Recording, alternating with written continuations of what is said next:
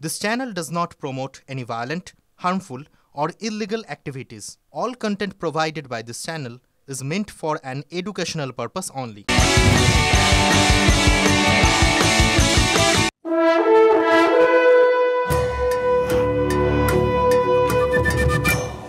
ভোটের আগেই ভোট সন্ত্রাসে ফুটছে বাংলা। ক্যানিংয়ে দুই বিজেপি কর্মীকে গাছে বেঁধে বেধড়ক মারধরের অভিযোগ শাসক দলের বিরুদ্ধে। আমাদের প্রতিনিধি অভিজ্ঞান রয়েছে আমাদের সঙ্গে, বিস্তারিত জানবো অভিজ্ঞানের কাছ থেকে। অভিজ্ঞান, তোমাকে জানিয়ে রাখি যে ঘটনা যেটা ঘটছে সেটা হচ্ছে যে ক্যানিং পশ্চিম বিধানসভা এলাকার ইটকলা গ্রাম পঞ্চায়েত এলাকায় ওখানকার বিজেপির দুজন ওখানকার কর্মী যারা সংগঠনের দায়িত্ব সামলাতেন তারা যেটা অভিযোগ করেছে যে জয়নগর লোকসভা কেন্দ্রে যিনি বিজেপির প্রার্থী রয়েছেন অশোক কান্ডারি, তার সমর্থনে ওখানে পতাকা লাগাচ্ছিলেন। যেহেতু তৃণমূলের পক্ষ থেকে প্রথমে তাদেরকে হুঁশিয়ারি দেওয়া হয় এবং তাদেরকে বারণ করা হয়, হুমকি দেওয়া হয়, কিন্তু সেই হুমকি সত্ত্বেও তারা সেখানে পতাকা লাগিয়েছিলেন।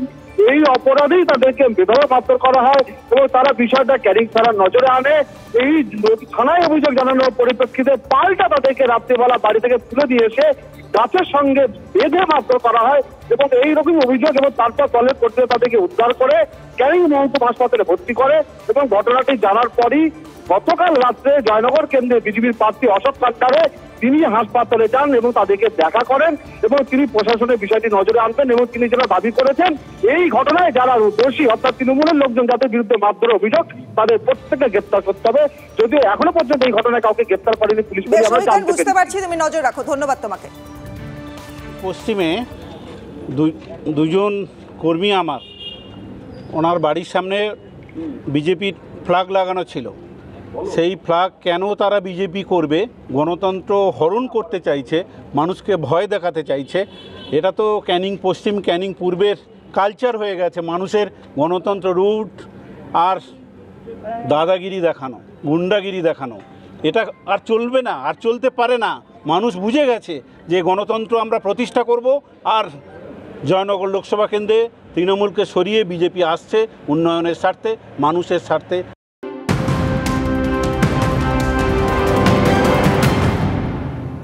এই মুহূর্তের একটা বড় খবর। আমার নাম অরবিন্দ কেজরিওয়াল, আমি সন্ত্রাসবাদী নই। তিহাড় জেল থেকে বার্তা দিল্লির মুখ্যমন্ত্রীর। আপ নেতা সঞ্জয় সিংকে জানিয়েছেন কেজরিওয়াল।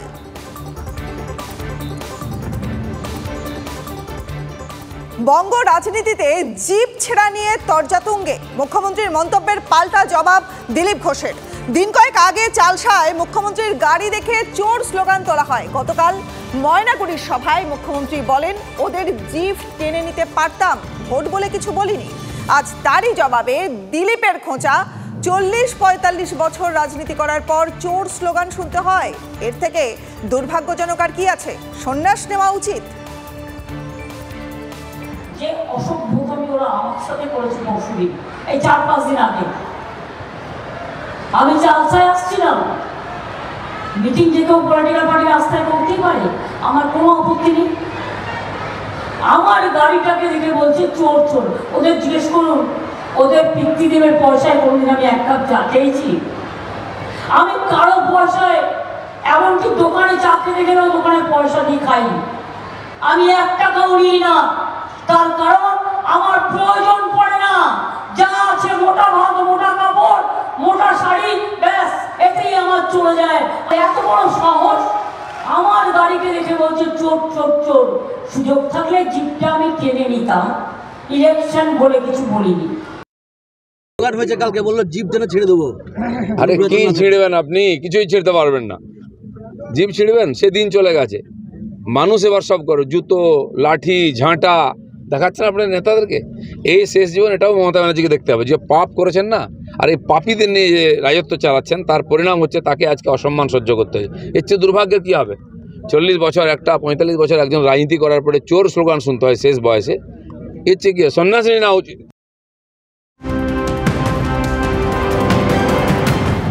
আর এই মুহূর্তের একটা গুরুত্বপূর্ণ আপডেট। উত্তরবঙ্গে 6 আসনে মোট 1862 বুথ স্পর্শকাতর। প্রথম দফায় কোচবিহারে স্পর্শকাতর বুথ 196, প্রথম দফায় আলিপুরদুয়ারে স্পর্শকাতর বুথ 159টি, প্রথম দফায় জলপাইগুড়ির 391 বুথ স্পর্শকাতর।